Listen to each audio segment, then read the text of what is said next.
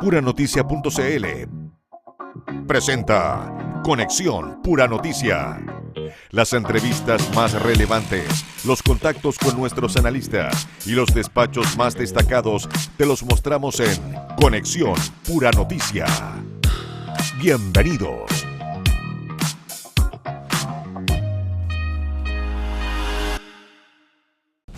¿Cómo están? Bienvenidos a Conexión Pura Noticia por puranoticia.cl. Tú nos ves, nos escuchas y también nos lees. Puranoticia.cl, las noticias como a ti te gustan.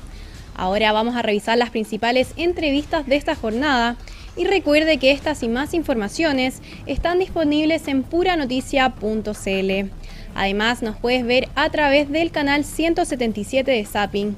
También saludamos a quienes nos acompañan en La Ligua, Cabildo, Papudo y Zapallar a través del 90.9 FM, en Valparaíso y Viña del Mar por la 102.5 y en Los Andes y San Felipe en la señal 96.1 FM. Y comenzamos de inmediato con la revisión de las entrevistas del día aquí en Conexión Pura Noticia. Y comenzamos con el tema que ha marcado las últimas jornadas, donde la acusación constitucional en contra del exministro Nicolás Grau ya se discutirá en la Cámara Alta. Para abordar sobre este tema conversamos con el senador republicano Rodolfo Carter. Hoy día especial en el Senado, día donde se va a revisar esta compleja acusación constitucional. Yo sé que usted no me puede adelantar el voto, ¿cierto? Pero ¿cómo se ve el escenario, cómo se ve el panorama? ¿Y qué visión tiene de este mecanismo de acusación constitucional tan político y tan poco técnico, cierto, que hemos utilizado tanto derechas como izquierdas?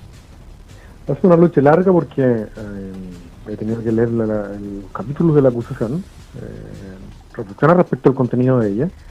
La verdad que no es una acusación simple, porque efectivamente hay un débil límite entre lo político y lo jurídico. La acusación constitucional es una acusación jurídica respecto de infracciones a la Constitución y a la ley. Pero evidentemente la filigrana que lo separa de la acusación meramente política es muy sutil.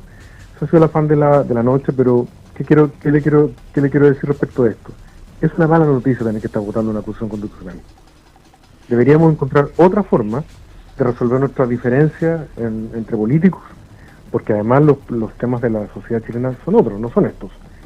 Pero en vista que los diputados aprobaron esta acusación, mi deber es estudiarla, estar en conciencia y votar conforme a lo que me parezca legal y justo en las próximas horas. Pero te vuelvo a reiterar para ir al fondo del asunto.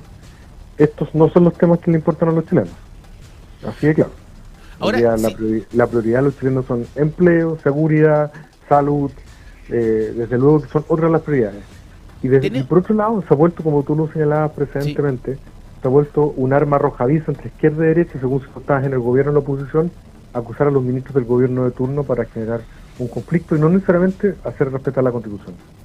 Y lo otro que sucede y que uno ha visto, estamos con Rodolfo Carter, cierto senador de la República, del Partido Republicano, senador que se ven divisiones por parte de este sector oficialista. Vemos a partidarios de Renovación Nacional muy molestos con el Partido Republicano, sobre todo con este concepto de la derechita cobarde. El senador Lonton en Mesa Central en Canal 13 fue bastante duro. ¿Se desarma esta verdadera bloque oficialista con esta acusación? ¿Es un problema esta acusación justamente para la unión de ese bloque oficialista? No se va a desarmar, la unidad va a perdurar, pero el senador Lonton tiene razón. No corresponde ese tono entre... Si ni siquiera eres socio, porque en el perfecto rigor no hay una alianza, pero si tienes cercanía, compartes valores, tú no te puedes referir al otro de esa forma. Pero para ser justo, tampoco corresponde que, o sea, como Elín Matei hizo en lo justo que se da día por medio en contra del presidente de la República. Por tanto, lo que hay en el fondo, nuevamente, es una buena pregunta, es que más allá de la acusación en sí misma, es el ánimo de estar juntos, de tener esa sociedad política detrás del gobierno del presidente Kast. Esta no es la forma, no son los tiempos, evidentemente no corresponde referirse a otro socio o a otro aliado como cobarde, no, claramente eso no es la forma. Pero también debería haberse coordinado muchísimo mejor una iniciativa como esta, porque llegar a la acusación constitucional, que es la herramienta más alta que entrega la ley para poder acusar al adversario o a un político, requería una coordinación entre el gobierno, los partidos que lo apoyan, entre el Senado, la Cámara de Diputados, Y eso no ha ocurrido. Aquí cada uno corre con colores propios y además en un tono que no corresponde. Yo comparto la opinión del senador Longton, pero justamente a propósito de Longton, porque lo conozco y conozco varios como él, sé que este momento desagradable para ellos no va a impedir que rompamos lo que estamos haciendo juntos, porque al final del día lo que importa es Chile y es por eso que estamos todos juntos. Es muy cierto. Y usted lo que decía, definitivamente no son estos los temas que le interesan a la gente. Sin embargo, tenemos que mantener una línea, ¿cierto? ¿Qué tanta importancia le vamos a dar en el mundo político lo que nos diga el Consejo Fiscal Autónomo? Porque pareciera que cuando el Consejo Fiscal Autónomo nos dice cosas que a nosotros nos gustan o nos sirven como argumentos, las ocupamos, pero cuando nos dicen cosas que no nos gustan, las dejamos de fuera. ¿Cuál es la visión suya particular sobre lo que dice el Consejo Fiscal Autónomo? ¿Le cree usted al Consejo Fiscal Autónomo? Sí, lo considero una autoridad relevante, no es infalible, al igual que no es infalible el Banco Central, ninguna institución humana. Pero efectivamente corresponde escucharlo, es un organismo técnico independiente que se creó justamente para la estabilidad a las finanzas públicas. Yo sé por qué me lo está preguntando, porque las críticas que ha hecho el proyecto de reconstrucción pareciera en una primera mirada que no se le ha prestado atención, porque no se le ha considerado suficiente. Quiero recordarle... O sea, porque es muy raro que los republicanos escuchen al Consejo Fiscal Autónomo cuando habla mal de lo que hizo Grau, pero no lo escuchan cuando dice lo que está haciendo mal ahora Jorge Quiroz.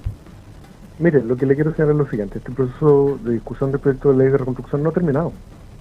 Y créame que lo vamos a sorprender en el Senado porque vamos a llegar a acuerdos y también vamos a aplicar correcciones al proceso.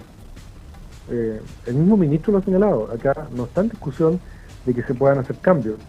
La métrica, como lo ha señalado, las medidas, los números, todavía son susceptibles de ajuste. Y que nadie quiere generar finalmente un daño a la economía del país, ni retroceder, ni mucho menos dañar la institucionalidad. Me tocó hablar con el presidente Castro hace un par de días. La mayor preocupación es de él es respeto a la institucionalidad. Y claramente el Consejo es uno de ellos. Por tanto, esperemos que termine el proceso de discusión y usted verá que las críticas o las observaciones que ha hecho el Consejo van a ser atendidas de distintas formas dentro de la discusión de ese proyecto. Bueno, estamos junto al senador Rodolfo Carter, cierto, senador del Partido Republicano, que este martes el Senado vota definitivamente la acusación contra Nicolás Grau. ¿Por cuántos votos se tiene que ganar, tiene que decidirse, digamos, ganar o perder esta votación, senador? Porque hay varios ausentes, no está Osandón, ¿cierto? Me da la impresión que hay otros que se quedaron. ¿Cuánto es la diferencia de voto que tiene que haber? Bueno, tiene que alcanzar la mayoría más un voto dentro del Senado, pero obviamente lo más probable es que esta acusación se termine perdiendo, porque hay senadores que se ausentan, tal y como ocurre con el Lo perdimos, senador. Usted dice que lo más probable es que se termine perdiendo en el Senado, ¿no? Sí, no, todos. Lo más probable es que se pierda producto de ausentes, como usted lo ha señalado. El senador Rosandón es uno de ellos. Pero también por senadores que ya han expresado claramente su opinión y que a lo menos van a tener que omitirse o inhibirse de votar, porque uno... y Luciano Cruzco, que también se dice que no va a votar tampoco. Porque claramente debe escuchar en el momento de participar en estas discusiones, que uno no puede expresar opinión respecto de cómo uno va a votar.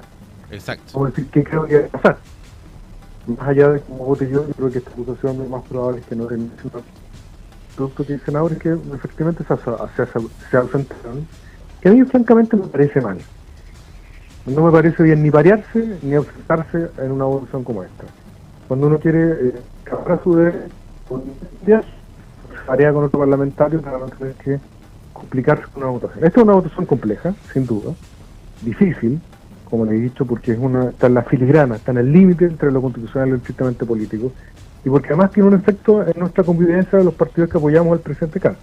Exacto. Entonces lo he conversado con Arturo Longton, lo he hablado con Javier Macaya, hemos construido una muy buena relación en el último tiempo, particularmente yo con el senador Longton he tenido un encuentro que no lo conocía mayormente, y ese entendimiento creo que nos va a permitir superar este momento complejo, sin duda, por lo que se ha dicho, por el tono, pero de nuevo, lo que está detrás es cómo nos entendemos, cómo evitamos las palabras poco felices de la derechita cobarde y también las palabras muy poco felices de la ex candidata Belén Matei, para que no nos pongamos por delante no al presidente Castro, sino a la tarea enorme de tener un gobierno que nos permita proyectarnos 4 años más cuando se tenga la renovación del mandato presidencial. Ese es el desafío de fondo, por tanto, ese es el ánimo que nos convoca a todos.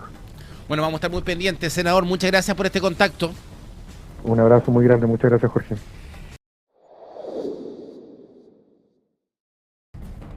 Y en Pura Noticia Matinal estuvo con nosotros el nuevo embajador de Chile en México, Francisco Chaguán, quien conversó sobre sus nuevos desafíos, específicamente sobre la reactivación de la Alianza del Pacífico.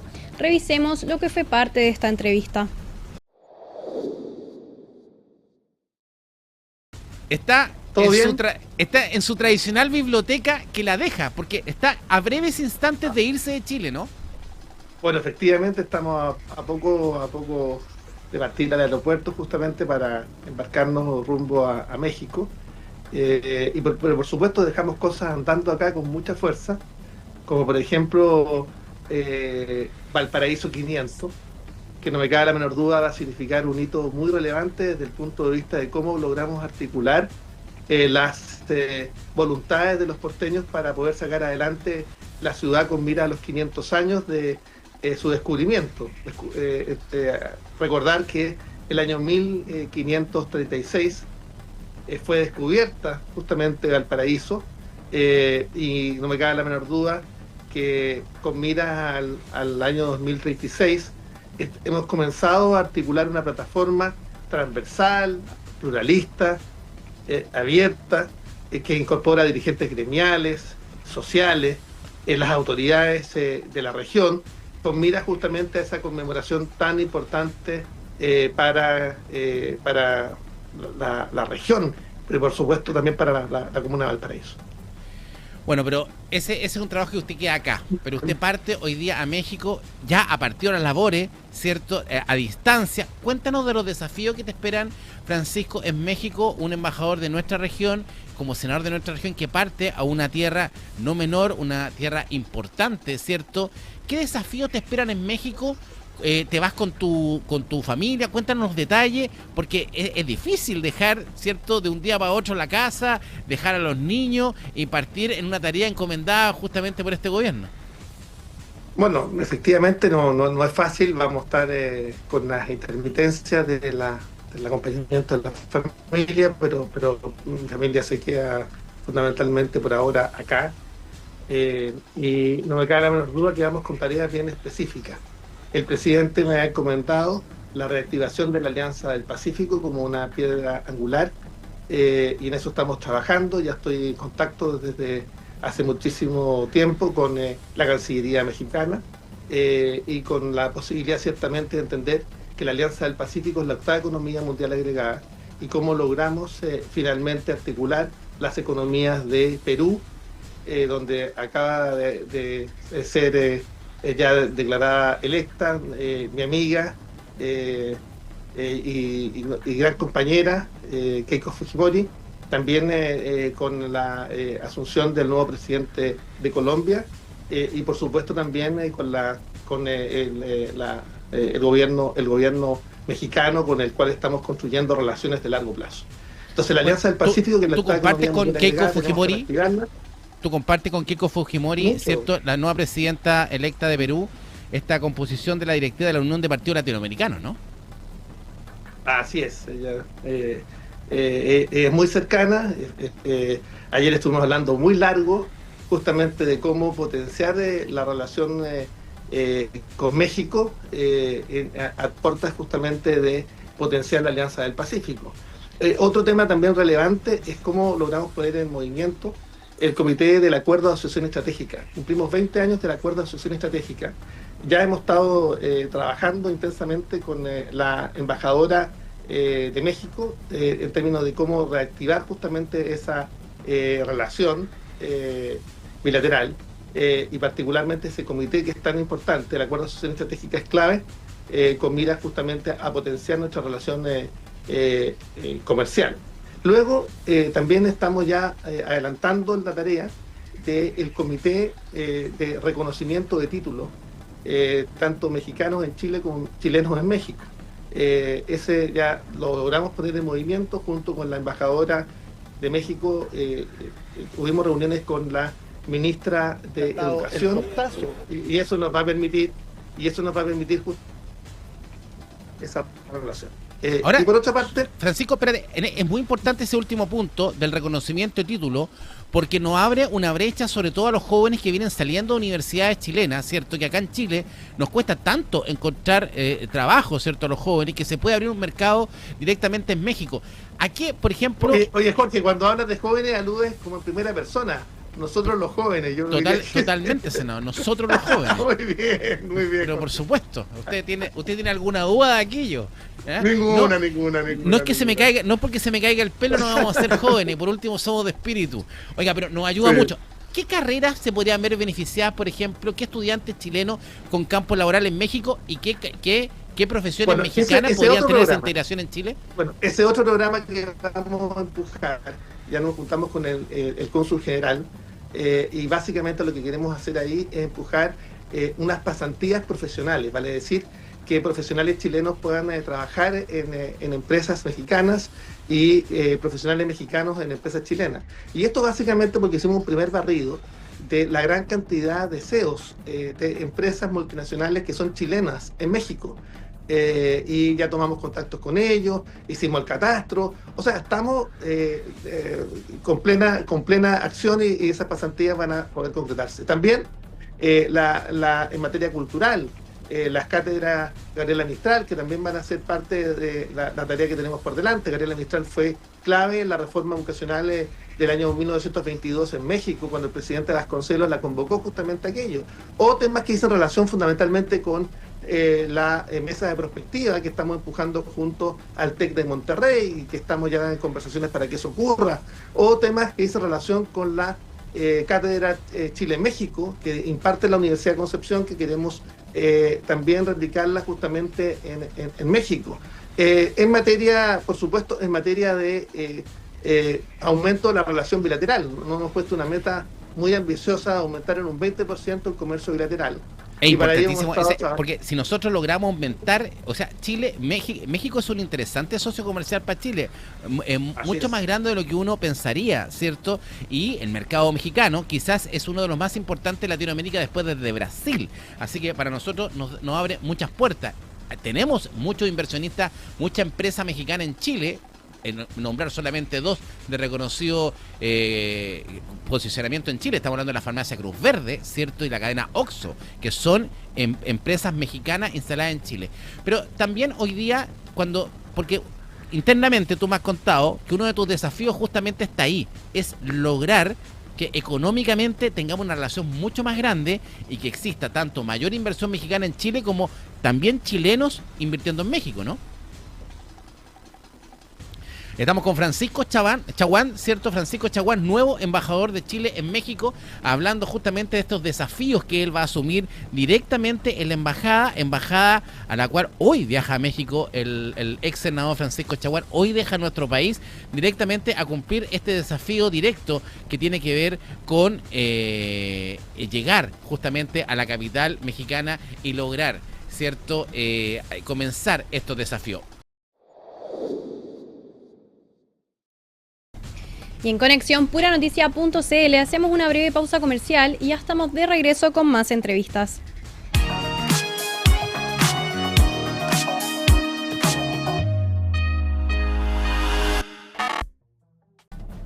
Ya estamos de regreso en Conexión Puranoticia.cl.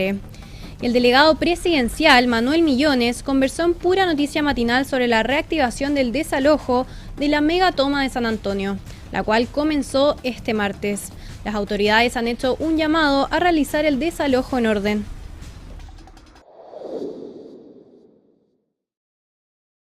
Mira, estimado Jorge, yo he establecido un diálogo permanente con los comités y con las cooperativas que están acá desde hace más de 30 días. Me he reunido con ellos en distintas oportunidades y por lo tanto hoy día, gracias a Dios, se va a comenzar en estos minutos el desalojo de las viviendas. Un porcentaje importante, Jorge, ya se ha ido, desde el momento que nosotros hicimos la notificación pública con mucha transparencia, que el 30 comenzaba la segunda etapa. El 15 de junio se visitó los domicilios y se comenzó además a hacer un trabajo telefónico para avisar quién requería albergue. y el día sábado hasta anoche tarde, mucha gente en la empresa puso un camión, se comenzó a hacer el traslado a los enseres, y hoy día, según los dirigentes que acabamos de hablar con ellos, no deberíamos tener más de un 40% de las familias que van a ser desalojadas. El número a desalojar, Jorge, eran 115 personas. ¿Ya? ¿115 ¿115 personas o 115 familias? 115 personas. De eso, de 158 techos, un porcentaje elevado se ha retirado, ¿ya? Y por lo tanto esperamos que este sea mucho más pausado, más tranquilo, con mucho diálogo, que es lo que a mí me ha caracterizado, porque he tenido un puente directo con los dirigentes y con las cooperativas, porque estamos haciendo una diferencia, dirigentes y cooperativas son distintos, ¿ya? Y en este momento comienza a hacerse ya el proceso de la maquinaria con el primer polígono. Te reitero, Jorge, el primer polígono de esta semana son 5.3 hectáreas a desalojar, y originalmente era 115 personas, que esperamos que posteriormente continuemos la próxima semana hasta desalojar las 40 hectáreas que es el predio de esta segunda fase. Ahora, es muy importante... Hay todo un equipo acá, Jorge, que fue nuestro compromiso. Está Ministerio de Salud, está Social, está Senama, está Junji, está Junaep, está Gobierno, ya está Educación, está Niñez, ya está también Defensoría de Niñez y el tema de Derechos Humanos. Así hemos actuado con mucha transparencia, de modo tal que todos ellos puedan constatar en el terreno cómo se está haciendo este proceso de desalojo. Recordemos que esto es un fallo de un tribunal, a uno no le gusta este tipo de situaciones, pero es un tribunal que ha ordenado restituir el Estado de Derecho y que esta propiedad vuelva al privado. Recordemos que la mitad de este predio, que era de estos señores, fue expropiado por el Estado, y por tanto tenemos dos terrenos, el desalojado, que es privado, y el terreno que fue expropiado, donde ya está instalada otra cantidad importante de familias. Jorge, un dato no menor, este dato ojalá que nos ayude con la provincia de San Antonio tiene un déficit de personas, de familias catastradas, de 12.000 viviendas. Nos faltan 12.000 viviendas de ese 49 para cubrir la demanda en la provincia de San Antonio.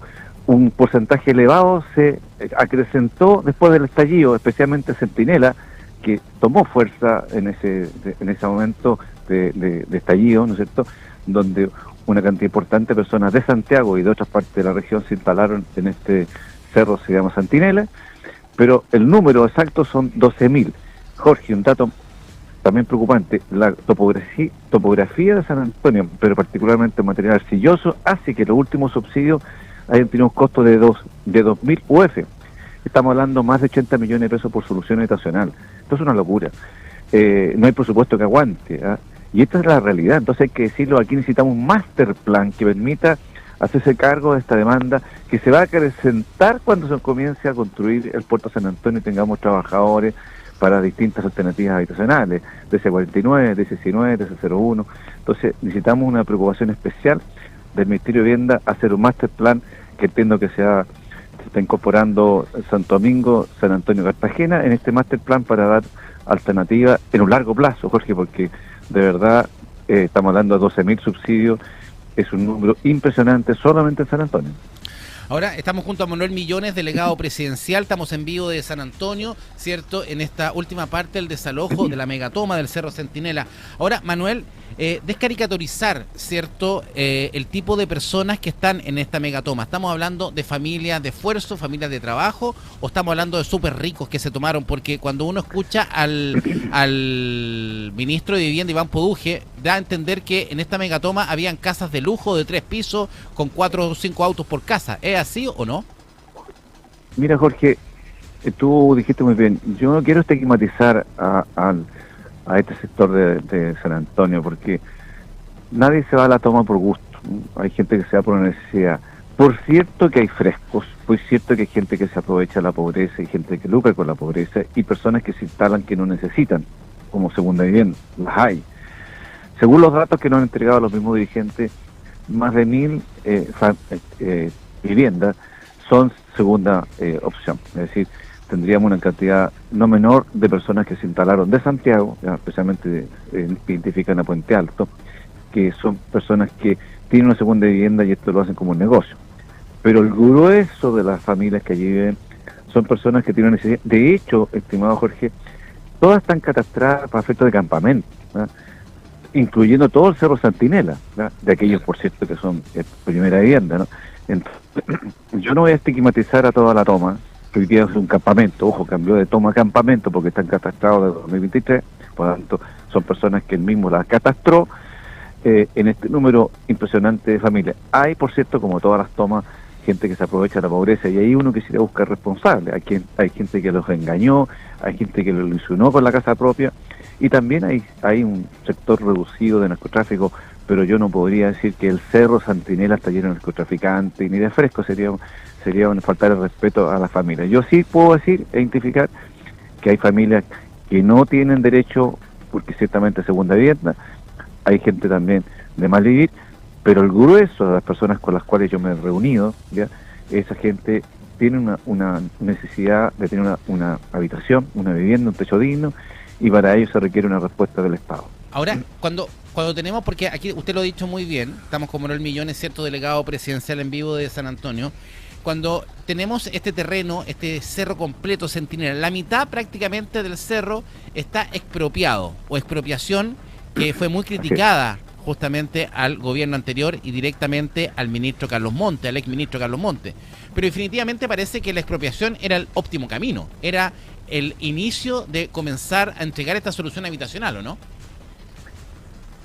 Lo que pasa es que yo creo que la pasada administración se equivocó en la forma de abordar el problema, porque tal como tú indicas, primero hubo tratativas con el privado de comprar el predio.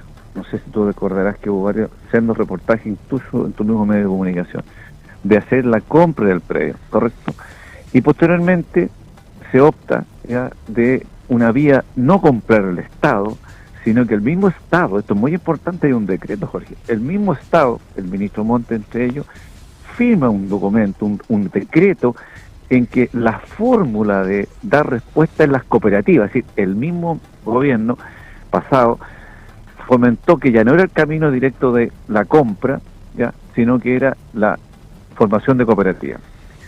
Y después que se constituyen las cooperativas, el gobierno opta por la expropiación, ¿ya? Porque en el fondo la fórmula, ha dicho el gobierno, sabe que las cooperativas van a comprar individualmente.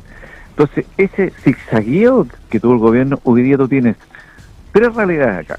Por un lado, las cooperativas que formó el gobierno, claro, están dentro de las cooperativas, ¿ya? Y otro porcentaje que son segunda vivienda que no tienen ninguna opción a tener respuesta adicional. Es importante ese punto, Manuel, porque aquí había un compromiso del gobierno que las personas que estaban en esa cooperativa eran las personas que iban a ocupar directamente y van a ocupar directamente el terreno expropiado. Es así, ¿cierto? Claro, exactamente. Pero las formas se equivocaron, porque acuérdate, primero iba a comprarlo el Estado, ¿no? No, pero independiente de todo eso, el predio completo. Lo importante es saber que las personas que están siendo desalojadas de la toma en este minuto, que están parte en cooperativa, van a tener la prioridad en el terreno expropiado por el gobierno del mismo cerro, ¿no? Eso le corresponde a la respuesta del Ministerio de Vivienda, porque ya, porque el ministro ya dijo que no. A eso me refiero. El ministro Poduje dijo que no iba a ser así, que la prioridad no le iba a tener la gente que estaba en el cerro, sino que le iba a tener la gente que había hecho las diferentes postulaciones en San Antonio. Esto nos va a crear un problema. Bueno, te reitero, el número de personas que están esperando una opción de habitación son 12.000, y entre esos Centinela. Entonces la pregunta, ¿cómo el Ministerio de Vivienda va a dar respuesta gradualmente a toda esta demanda? Tendrá que resolverlo el Ministerio de Vivienda. A mí me corresponde el desalojo, coordinar el desalojo, y será el Ministerio de Vivienda que tendrá que ver cómo responde, porque tal como nos indica, todo el terreno expropiado está instaladas cooperativas, ojo, ¿no? Todo el terreno expropiado. Y en el porcentaje del terreno a desalojar, prácticamente no existen vecinos que estén en cooperativas, ¿no? ¿No se me entiende? O sea, entonces, y la gran pregunta es que si a esas cooperativas después las vamos a sacar del terreno expropiado porque no están primero en la fila.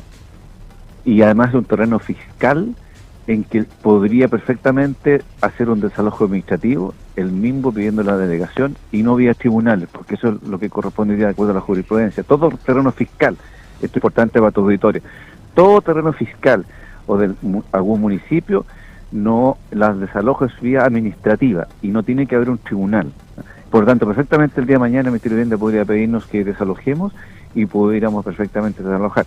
Por eso que es súper importante este master plan y establecer una fórmula de acuerdo en dar respuesta gradualmente a las familias que no tienen casa en la provincia de San Antonio.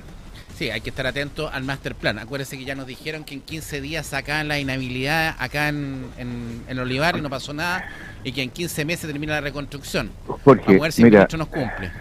Porque el déficit habitacional de las regiones son más de 100.000 viviendas. Ese es el déficit. No, sí, yo tengo claro el déficit. Lo que me preocupa, delegado, que llevamos 93 días con la reconstrucción parada, cuando se están las casas casi listas a punto de entregarse, las tenemos paradas. Imagínense ahora con la megatoma.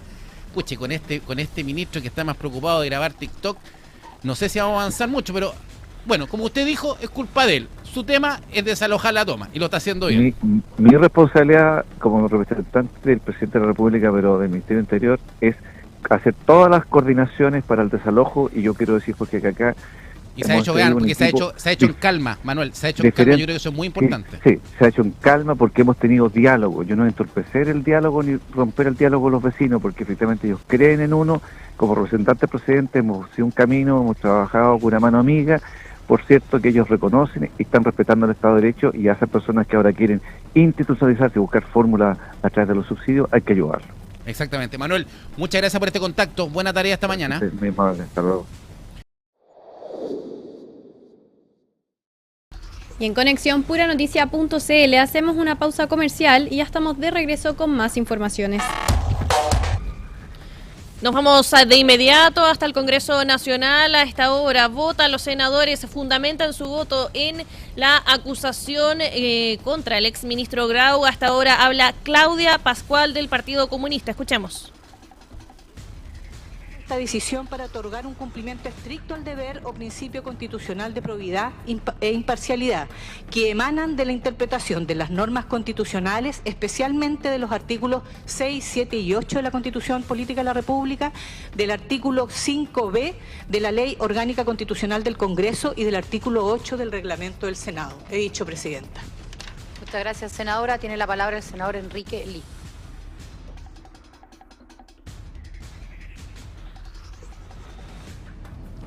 Gracias, Presidenta.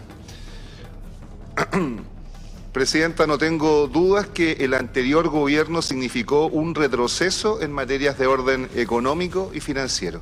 Y sin duda es responsable de la grave situación económica que hoy obliga al país a adoptar medidas impopulares, pero urgentes y necesarias para retomar el camino del orden y crecimiento. No obstante lo anterior, como senador, entiendo que esta acusación constitucional es una herramienta extrema. Mi deber no es actuar por cálculo político, sino con prudencia, por convicción jurídica y respeto a las instituciones. He revisado los 4 capítulos de este libelo. En los capítulos 1, 2 y 4 percibo una gestión fiscal descuidada y cifras que no cuadran.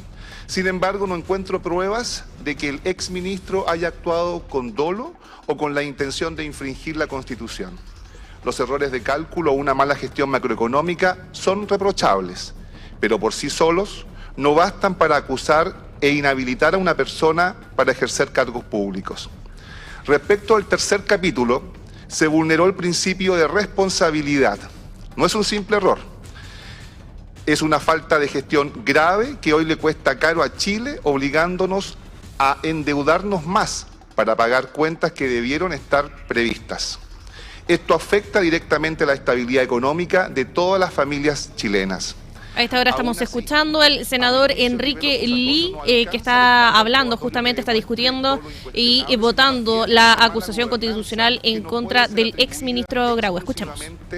Al señor exministro.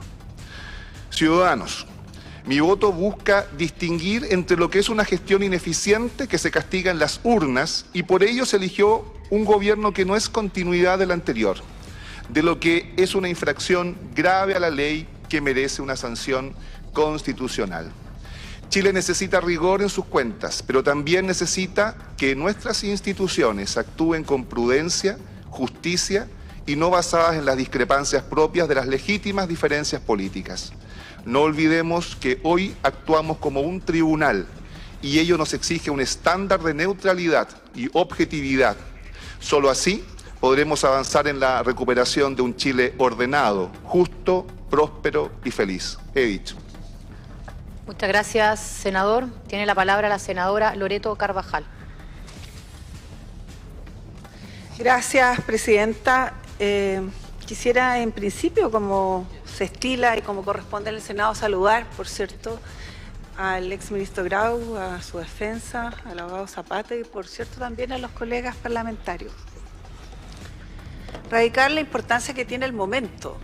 Es una responsabilidad que a nosotros nos asiste como legisladora tener que decidir o definir respecto a una acusación constitucional, cuestiones que obviamente revisten de todo un carácter reglamentario, pero que obviamente... Ahí estábamos escuchando entonces a algunos senadores quienes están fundamentando hasta ahora su voto en la Cámara del Senado, donde se está discutiendo y votando esta acusación constitucional en contra del exministro Nicolás Grau. Vamos a quedar atentos a cómo se va desarrollando esta jornada de votación entonces en el Congreso Nacional.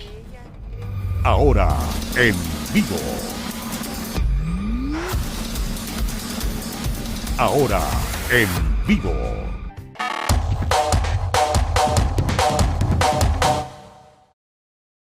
En Pura Noticia Matinal estuvo con nosotros el académico del Instituto de Historia y Geografía de la Pontificia Universidad Católica de Valparaíso, Marco Cisterna, quien abordó el doble terremoto de Venezuela, las posibles implicancias de ocurrir un sismo de la misma magnitud en nuestro país. Escuchemos lo que fue parte de esta entrevista. Marco, tú que eres académico, ¿cierto? Y experto en geografía. Esto es como un tsunami sin ola, lo que vivió Venezuela, ¿cierto? El derrumbe de esta cantidad de edificios. No hemos visto este nivel de destrucción en un terremoto en nuestro continente hace por lo menos más de 10, 15 años, ¿no? Sí, justamente, mira, son las características del terremoto que ocurrió lo que generó este desastre, por una parte. Ahí podemos hablar respecto a las características tan especiales y tan diferentes a las de nuestros terremotos, no podemos detallar eso. Y también hay un tema, por supuesto, con los códigos de construcción y con los tipos de construcción, ¿no? Claramente los edificios que fueron construidos durante el tipo de gobierno que existe actualmente en Venezuela, ¿no es cierto?, fueron producidos muy rápidamente para tratar de suplir la necesidad de habitación y, por lo tanto, no utilizaron normas sísmicas adecuadas, lo más probable, ¿no? Se habla ahí en las noticias que nos llegan que las losas, por ejemplo, de construcción no tenían la cantidad de fierro suficiente, que es cosa que nosotros en Chile aprendido ya a través de los años. Sí, estábamos viendo videos, lo mostrábamos recién, ciertos videos que prácticamente como una especie de lozones de Plumaví, como especie de Plumaví, muchas veces acompañaban y que estaban revestidos solamente. Pero tú tocaste un tema importantísimo, que son las características del sismo. ¿Cuáles son las diferencias de las características que tuvimos en el sismo de Venezuela con los sismos nuestros? A mí me llama la atención la profundidad, es bastante poca la de Venezuela, ¿no? Claro, mira, eso por una parte, bueno, lo que tienen en común es que los dos son generados en zonas de contacto de placas tectónicas. Es decir, son terremotos relativamente grandes, porque son contactos de dos placas tectónicas que son las placas que conforman la superficie de la Tierra. Es como un huevo duro, pensemos en que el huevo duro es la Tierra y tú tienes placas tectónicas que sería la cáscara del huevo cuando tú la vas quebrando pero se mantiene todavía pegada, ¿ya? Entonces esos grandes trozos de litósfera son los que se van moviendo de repente. Eso para hacer la comparación, por ejemplo, con lo que podría ser la falla de San Ramón. La falla de San Ramón es como una pequeña grieta en el interior de una placa, no es el contacto entre placas. Perfecto. Entonces, lo similar entre nuestros terremotos, como los que han ocurrido acá en Chile Central, en el sur, es que ocurren en zona de contacto de placas. Sin embargo, las placas se relacionan de diferentes formas. Por ejemplo, en nuestro caso es la típica, ¿no es cierto?, que la placa de Nazca se va metiendo debajo de la sudamericana. En el caso del norte de Venezuela es diferente, porque es la placa caribe que se va moviendo hacia el este y que toca así a la placa sudamericana. Mira, así. Eso se llama... Como una especie como que me va a la par, no que se mueve de arriba hacia abajo, sino que va a la par.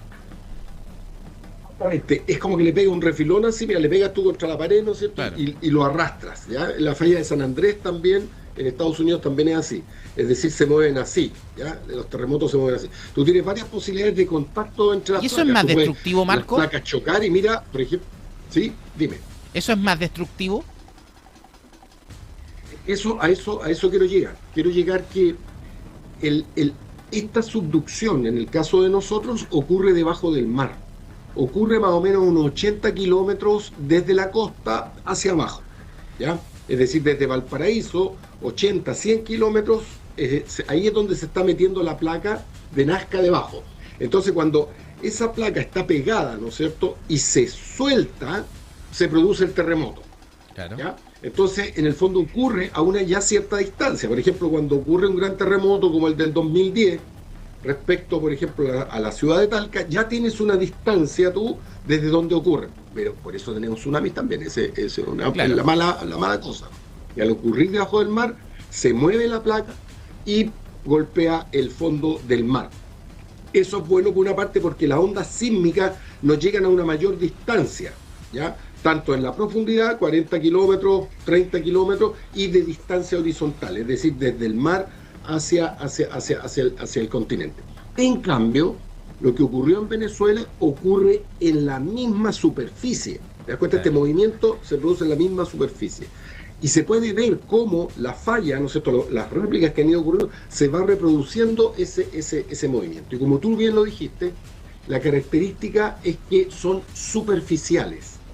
Por lo tanto, no hay una disipación de la energía de las ondas sísmicas muy importante, y por supuesto la intensidad, que es lo otro. Acuerda que una cosa es la magnitud, que es el tamaño del terremoto, y otro es los efectos, la intensidad que tiene en superficie, fue mucho más grande. Entonces, cuando mucha gente que yo converso, ¿no es cierto?, me dice, oye, pero ¿cómo si fue un 7,2, un 7,5? No es importante para nosotros, claro, pero es porque ese 7,5 a nosotros nos ocurre a 100 kilómetros de distancia en la horizontal, ¿no es cierto?, y a 40 kilómetros en la profundidad.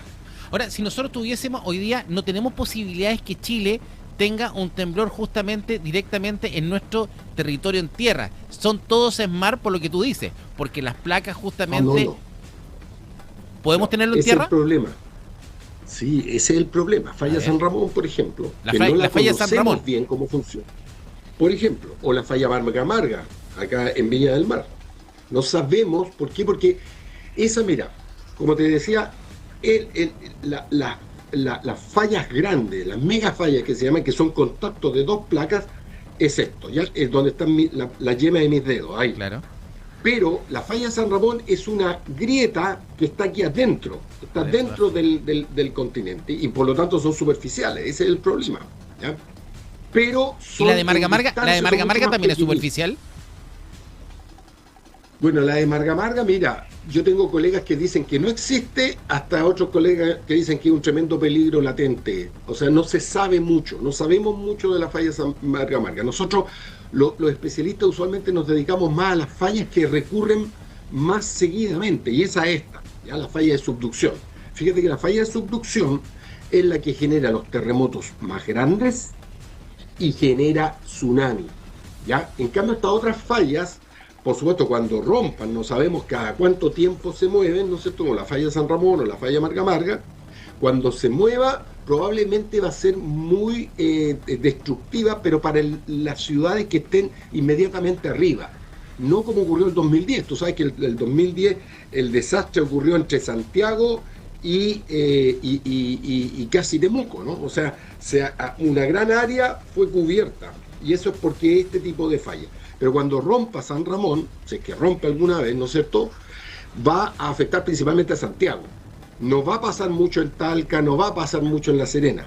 ¿Te das cuenta? ¿Y ese nivel de destrucción? Son más chiquititas, pero son más superficiales. Y ese nivel de destrucción, estamos con Marco Cisterna, académico del Instituto de Historia y Geografía de la Pontificia Universidad Católica del Paraíso.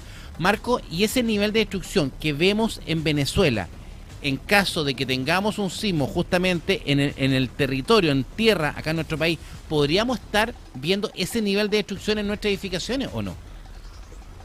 No, yo creo que no, porque Chile, algo que ha aprendido con los terremotos ha sido el tema de construir adecuadamente. Fíjate que 2010, con lo grande que fue un 8,8, como te digo, hacia el mar, por supuesto, y todo, hizo colapsar un solo edificio en Concepción. Un solo edificio que colapsó, y no colapsó por la estructura, sino que colapsó por las bases donde lo construyeron, ¿ya? Entonces, En Chile los códigos, desde el desastroso terremoto de Chillán de 1939, Chile se puso las pilas y empezó un proceso de ir mejorando los códigos al entender que los terremotos son una cuestión mucho más frecuente. Fíjate cuántos muertos ya van en Venezuela. ¿Tienes la última dato? Claro, 1719. En Chillán, en Chillán, en 1939 murieron 30.000 personas. Fíjate. Ese fue otro tipo de terremoto. Fue otro tipo de terremoto, que son terremotos que ocurren cuando ya la placa se va rompiendo hacia abajo. Son unos terremotos bien extraños. Hay algunos que pensamos que el terremoto del Señor de Mayo de Santiago, aquí de 1647, tal vez fue uno de esos terremotos. Pero de todos esos otros tipos de terremotos en Chile conocemos muy poco, ¿ya? Los científicos. Se conocen muy poco porque no ocurren muy seguido. Recurren cada 1.000, 2.000 años. Entonces no hay una historia escrita. Los españoles llegaron en 1541, comienzan a escribir y desde ahí tenemos registro. En cambio, los de subducción, que son los más... Y estas fueron las principales entrevistas de Conexión Puranoticia.cl de la jornada de este martes. Recuerde que usted nos ve, nos escucha y también nos lee. Puranoticia.cl, las noticias como a ti te gustan. Puranoticia.cl presentó Conexión Pura Noticia. Fue un resumen con los principales contactos y los más interesantes invitados que te hemos presentado en nuestra programación. Sigamos conectados en la televisión, en la radio, en la web. Somos Puranoticia.cl.